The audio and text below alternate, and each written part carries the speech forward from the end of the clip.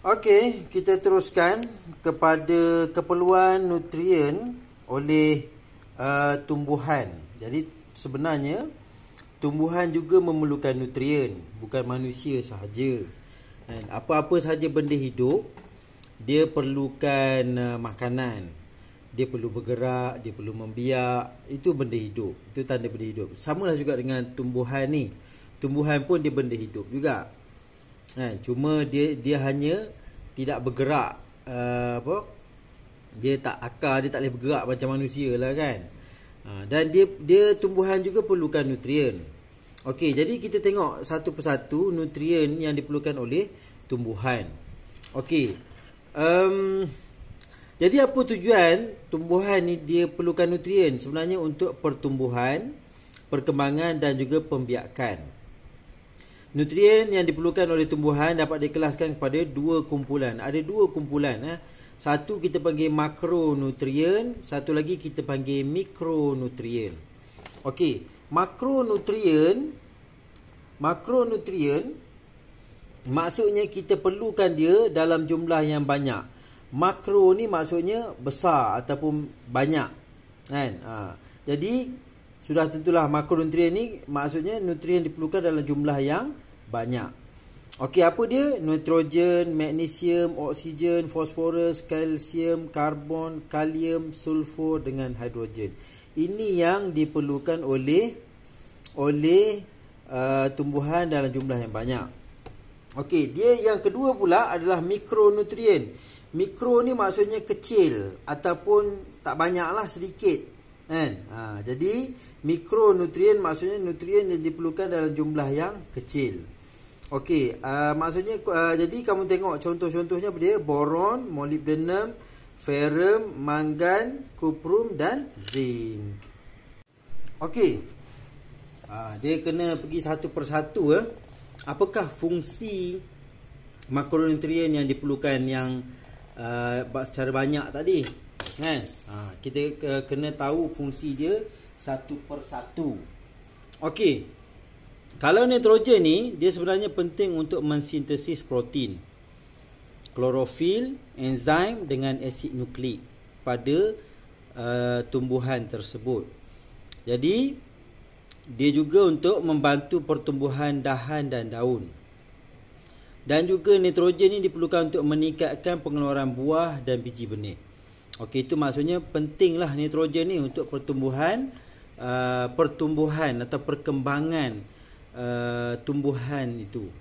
Okey, kalau fosforus ni juga penting untuk sintesis protein dan juga asid nukleik. Okey, dan juga dia menggalakkan pembahagian sel untuk penghasilan bunga dan buah. Okey, kalau kalium pula untuk pokok, dia penting untuk mensintesis protein dan menggalakkan pembahagian sel tumbuhan. Okey, selain daripada itu, dia juga memperkuatkan daya ketahanan terhadap penyakit, jangkitan penyakit. Okey, itu kepentingan kalium kepada pokok. Okey, apa pula kegunaan magnesium? Magnesium ni komponen penting dalam klorofil.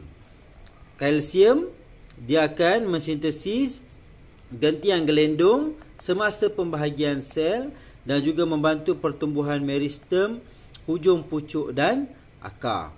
Okey, kalau sulfur pula, sulfur mensintesis protein dan klorofil, membantu perkembangan buah dan menggalakkan pembahagian sel tumbuhan. Oksigen ni udara lah kan. Udara daripada oksigen daripada udara terlibat dalam respirasi sel tumbuhan dengan menghasilkan tenaga. Okey, karbon hidrogen. Okey, karbon dan hidrogen membina gula atau kanji masa proses fotosintesis, dan hidrogen ni untuk membina selulosa. Jadi ini semua diperlukan dengan banyak dan adalah dianggap sebagai makronutrien kepada tumbuhan. Okey, kita dah habis pasal makronutrien. Apa pula kegunaan mikronutrien? Mikronutrien ni seperti mana saya sebut sebentar tadi, dia adalah unsur atau mineral yang diperlukan oleh tumbuhan dalam jumlah yang sedikit. Tak payah banyak, dia nak sikit sahaja. Apakah ia? Pertama sekali boron. Boron ni digunakan untuk mensintesis klorofil dan dinding sel. Selain daripada itu, fungsi dia apa dia? Membantu pembentukan buah dan biji benih. Kalau ferrum pula membantu pertumbuhan bahagian pokok yang muda dan juga membantu respirasi sel. Itu kegunaan ferrum. Kuprum pula, kuprum terlibat dalam fotosintesis dan respirasi sel. Respirasi pokok tersebut. Okey, kalau molybdenum mensintesis protein. Molybdenum ni dia penting untuk sintesis protein dan juga membantu pertumbuhan tumbuhan. Jadi kalau pokok tu nak membesar, dia perlukan molybdenum. Okey, mangan ni diperlukan oleh untuk apa? Terlibat dalam fotosintesis dan respirasi. Okey, dan juga membantu pembentukan asid amino. Kalau zinc ni juga dia sangat penting walaupun diperlukan sedikit iaitu untuk membantu sintesis protein dan pembentukan klorofil. Dan dia juga membantu pembentukan daun. Jadi mikronutrien ni walaupun dia sedikit diperlukan, bukan maksud dia tak penting. Dia pun penting, dia sangat penting untuk proses, untuk fungsi-fungsi semua ni. Kan? Okey, tadi kamu dah pelajari apakah makronutrien, apakah mikronutrien, dan apa fungsi kesemua makronutrien dengan mikronutrien tersebut. Sekiranya kamu menanam pokok dan kamu tidak membekalkan keperluan pokok tersebut, iaitu makronutriennya dan mikronutriennya, kamu akan dapati pokok tersebut akan menjadi kuning, bantut, kan?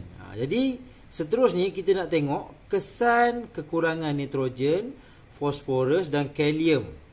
Ketiga-tiga ni adalah makronutrien yang diperlukan oleh tumbuhan. Kalau kamu tak bagi tiga ni, ataupun salah satu daripadanya, apa akan jadi? Okey, kita tengok pada tumbuhan yang sihat. Untuk tumbuhan yang sihat, sepatutnya pertumbuhan-tumbuhan tersebut mestilah normal. Dia kena normal, kan? Sebab apa? Sebab makanan dia cukup, dia akan normal lah. Okey, batang tumbuhan akan jadi kuat. Dia bukanlah mudah rapuh. Dia rapuh tu maksudnya dia kekurangan makronutrien. Okey, ataupun mudah je patah, kan? Kena tolak dengan angin, dia dah patah. Adalah tu sebabnya dia kekurangan makanan. Okey, daun di bahagian bawah atas kecil dan berwarna hijau muda. Hijau muda dia punya daun yang bawah ni. Okey, daun di bahagian bawah besar dan berwarna hijau tua. Jadi kamu tengok di bahagian atas dia mesti kecil dan berwarna hijau muda. Di bahagian bawah dia mesti besar dan berwarna hijau tua. Jadi kamu dapat tengok sini lah, kalau atas ni mestilah dia pucuknya mestilah kecil kan, kecil. Jadi dia pun berwarna hijau muda. Tapi yang bawah ni tua lah, sebab dah tua dia mesti berwarna hijau tua. Okey, penghasilan bunga dan buah adalah normal, dengan pertumbuhan akar adalah normal. Jadi adakah pokok jadi tak normal kalau tak dapat makronutrien? Okey, nanti kita akan tengok satu persatu bila apa terjadi pada tumbuhan sekiranya salah satu kurang. Sama ada nitrogen kurang, ataupun fosforus kurang, ataupun kalium yang kurang. Kita tengok nanti satu persatu. Okey, kalau tumbuhan tersebut kamu tak membekalkan dia nitrogen. Nitrogen kamu tarik keluar, kamu hanya bagi selebihnya, kan? Selain pada nitrogen. Okey, jadi apa akan jadi? Kamu akan dapati pertumbuhan tersebut akan terbantut. Pokok tu akan terbantut. Dia tak naik. Umur dah 3 bulan pun situ juga, kan? Tak membesar. Maksudnya dia kekurangan nitrogen. Okey, batang tumbuhan lemah, rapuh, mudah je patah. Okey, daun di bahagian atasnya lebih kecil dan mudah gugur. Daun yang atas ni dia kecil dan mudah je gugur, kan? Okey, daun di bahagian bawah berwarna kuning pucat. Berwarna apa? Hijau pucat atau kuning, maksudnya dia kekurangan klorofil. Jadi nitrogen ni penting untuk Untuk apa? Untuk penghasilan sel-sel baru. Jadi bila mana tak ada sel-sel baru, dia akan jadi kuning. Kuning saja tumbuhan tu. Okey. Penghasilan bunga dan buah terbantut. Bunga pun bukan bunga yang normal. Dan buah pun buah yang tak cukup besar. Lepas tu dia pun akan luruh macam itu sahaja. Tapi pertumbuhan akar dia normal. Akar dia normal. Yang tak normal ialah pertumbuhan pokok ni. Dia terbantut situ je. Dah ada kadang-kadang kita tengok kita tanam pokok sawit. Kan? Situ juga dia tak membesar. Sebab apa? Dia kekurangan nitrogen. Okey. Kalau fosforus, kita tengok pula kalau kekurangan fosforus, apa jadi? Kan? Kekurangan fosforus, kamu akan dapati daun tu, daun dia punya pucuk ni berwarna ungu. Dia berwarna ungu. Dan akar dia ni merosot. Akar dia tak berkembang. Badan dia ni okey, naik. Tapi dia punya akar tu tak berkembang. Okey, pertumbuhan-tumbuhan terbantut, lambat membesar juga lambat matang. Tak membesar, tak berbunga, tak berbuah sebab dia lambat matang. Mana handphone? Okey. Seterusnya nanti kita akan tengok. Okey, kita pergi lagi pada fosforus. Batang tumbuhan menjadi lemah. Kan? Dia macam mudah sangat layu, mudah sangat patah. Okey, daun di bahagian atas lebih kecil. Bahagian atas dia lebih kecil dan berwarna ungu ni. Bahagian atas pucuk dia ni kecil dan berwarna ungu. Okey, daun di bahagian bawahnya berwarna hijau dan kebiruan. Kan? Hijau, kebiruan. Macam dah keriput-keriput kamu tengok ni kan. Okey, dan juga bergulung di tepi daun dan berwarna perang. Okey. Penghasilan bunga dan buah terhenti. Dia tak berbuah. Jadi kalau pokok ni tak berbuah, tak berbunga, kita tahulah apa yang kurang. Dia kekurangan fosforus. Okey, pertumbuhan akar dia merosot. Kalau kamu tahulah lepas ni, kalau pokok tu tak berbuah, dah tanam lama dah, kenapa tak naik? Kenapa tak berbuah? Tak berbunga pun. Sebabnya dia kekurangan fosforus. Okey, kita pergi pula pada kalium. Daun dengan tisu tepi dia mati, kamu nampak. Kalau daun tu kamu tengok kuning dengan tepi dia ni dah mati je ni, maksudnya dia kekurangan kalium. Okey, pertumbuhan pokok terbantut, mati sebelum matang. Tak besar lagi dia dah mati. Sebab apa? Dia kurang kalium. Okey, batang tumbuhan lemah. Mudah je patah. Okey, daun di bahagian atas bertumpuk perang. Bila dia tumpuk perang tu dan bergulung dan klorosis, jadi kita tahu dia kekurangan kalium. Okey, kemudian daun di bahagian bawah layu dan tisu mati di tepi daun, seperti mana saya bincangkan kamu tadi ni. Kamu nampak jelas, dia kekurangan kalium. Okey, penghasilan bunga berkurang dan penghasilan buah terhenti. Dia berbunga tapi dia kurang. Bila dah kurang, buah lagi lah tak boleh. Bunga, asal buah ni daripada bunga. Bunga kurang, buah lagi lah berkurang kan. Okey, pertumbuhan akar berkurang. Jadi kamu tahu sini dapat kita bandingkan. Kalau nitrogen, akar okey lagi.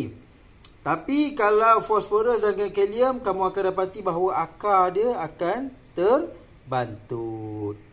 Okey, jadi dalam silibus ni, dalam bab ni, kita akan buat satu eksperimen yang mana dia untuk mengkaji kekurangan makronutrien, iaitu nitrogen, fosforus dan juga kalium terhadap pertumbuhan tumbuhan.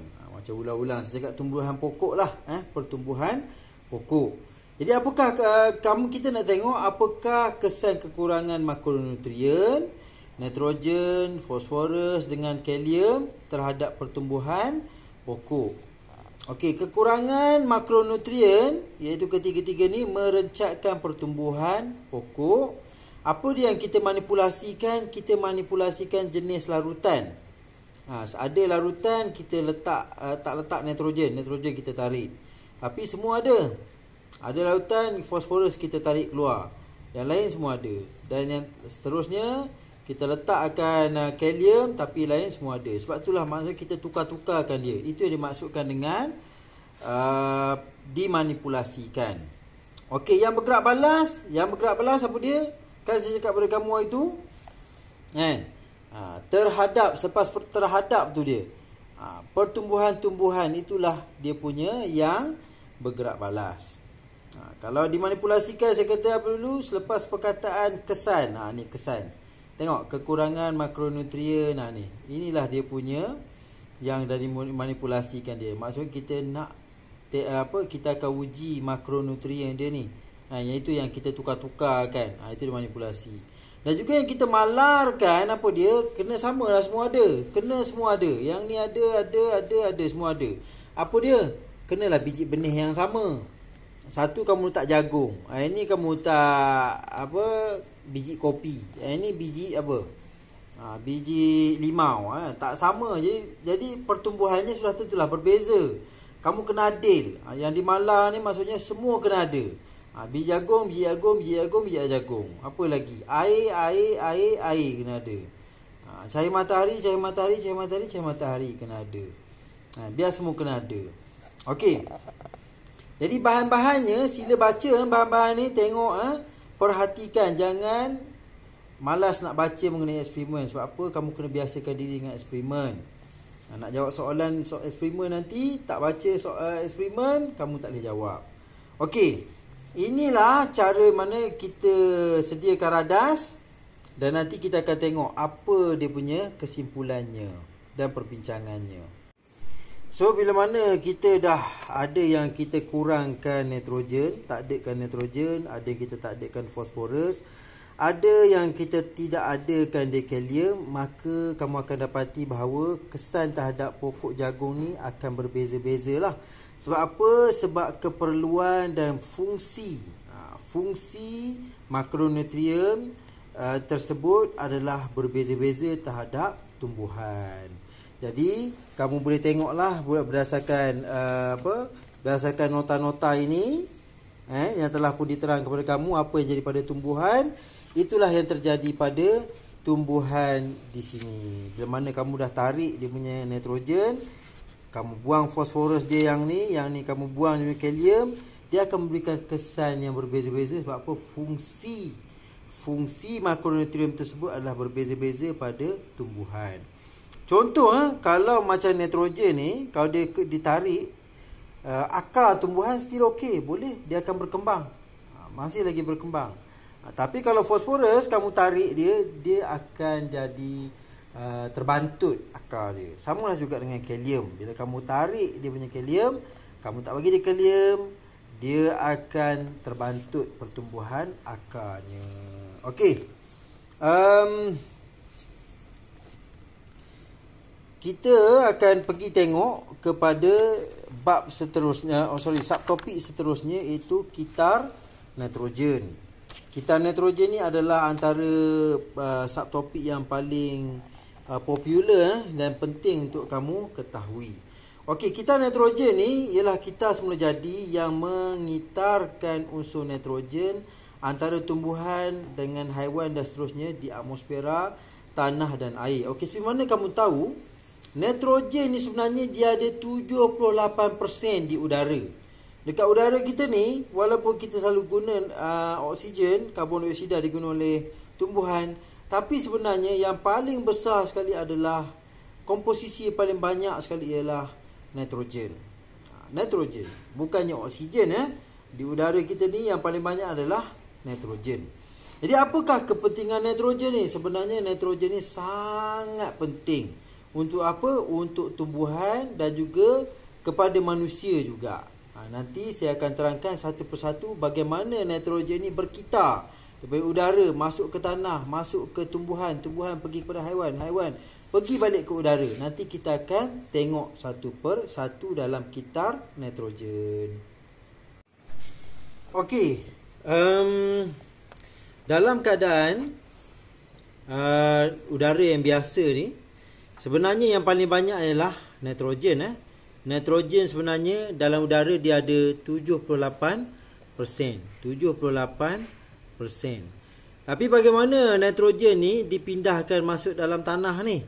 Okey, bila mana adanya kejadian kilat ataupun letusan gunung berapi. Okey, jadi bila mana itu terjadi, kilat ni akan mengubah nitrogen ni dia akan jadi nitrogen oksida, kan? Daripada nitrogen dia jadi nitrogen oksida. Lepas tu nitrogen oksida ni dia akan bercantum dengan air hujan, kan? Yang terdapat pada awan tu ada air, dia akan membentuk asid nitrik, kan? Membentuk asid nitrik. Asid nitrik ni bila masuk dalam tanah, dia akan membentuk, bila mana campuran dengan mineral-mineral lain dalam tanah, dia akan membentuk ion nitrat. Ini salah satu jalan bagaimana nitrogen masuk ke dalam tanah. Daripada nitrogen menjadi ion nitrat. Selepas itu, pokok kekacang juga berguna untuk apa? Dia akan mengikat ion-ion nitrogen ni, nitrogen yang terdapat di udara ni, dan melalui tindak balas pengikatan nitrogen, kan, bakteria pengikat nitrogen yang buat, kan, dia akan jadikan nitrogen ni menjadi ion nitrat juga. Kemudian ion nitrat ni akan diserap oleh akar tumbuhan. Jadi itulah sebagai sumber nitrogen kepada tumbuhan, kan, ion nitrat tu. Kamu nampak ni. Okey, jadi ion nitrat ni akan digunakan untuk membuat protein pada tumbuhan. Apa kegunaan protein? Protein ni akan membina sel-sel baru pada tumbuhan. Membina batang pokok, akar pokok, daun pokok daripada protein lah, kan? Dan protein yang ada pada pokok ni, siapa yang makannya? Kita lah yang makan, kan? Kubis kita makan, sawi kita makan, semua tu, yang protein yang terdapat daripadanya akan diambil oleh haiwan dan juga manusia, kan? Selepas haiwan ni protein tu bertukar menjadi protein haiwan, manusia pula ambil, kan? Macam itulah dia perjalanan nitrogen tu berlaku. Okey, itu dia sampai ke haiwan. Bagaimana pula haiwan ni pula? Haiwan ni bila mati apa jadi? Okey, bila mana haiwan ni mati, dia akan menjadi bangkai, dan tumbuhan yang mati pun akan mati, dia akan mereput, ataupun istilah ni kita panggil diuraikan. Proses penguraian yang dilakukan oleh bakteria dan kulat pengurai, dia akan membentuk sebatian amonium. Sebatian amonium melalui tindak balas penitritan oleh yang dilakukan oleh bakteria penitritan, dia akan membentuk ion nitrit. Disebabkan proses ataupun tindak balas penitritan yang dilakukan oleh bakteria penitritan, dia akan tukar membentuk ion nitrat. Ion nitrat ni, kan, akan ada bakteria yang akan melakukan proses pendenitritan. Kan?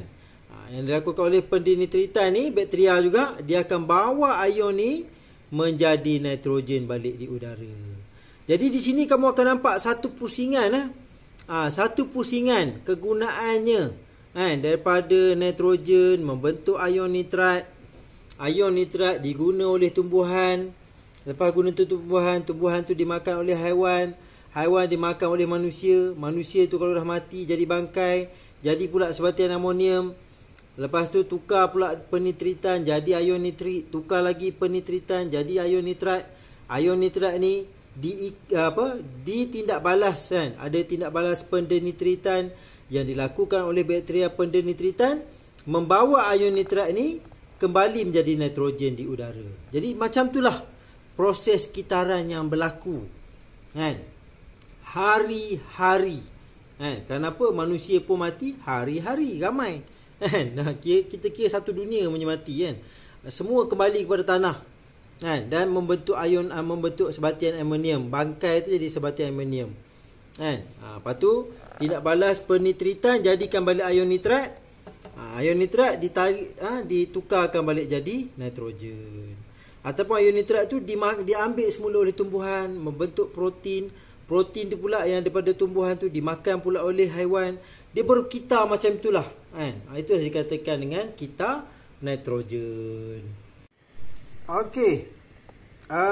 Berdasarkan kitar nitrogen yang kamu tengok tadi, dapatlah kita simpulkan di sini ada dua proses, iaitu proses bertambahnya ion nitrat ke dalam tanah dan juga proses penyingkiran ion nitrat daripada tanah. Satu bertambahnya nitrat ke tanah, satu lagi penyingkiran nitrat daripada tanah. Okey, bagaimana daripada nitrogen menjadi nitrat? Ia bermula dengan 3 proses, iaitu tindakan kilat dan letusan guna berapi, proses pengikatan nitrogen dan juga proses penitritan. Jadi bagaimana pula ion nitrat ni dibuang daripada tanah? Dia pergi ke udara semula. Proses itu kita panggil proses penyerapan ion nitrat daripada tanah, proses pendenitritan dan juga proses melarut resap nitrat, iaitu nitrat leaching. Okey. Kita pergi ke satu persatu lah. Satu persatu. Iaitu tindakan kilat.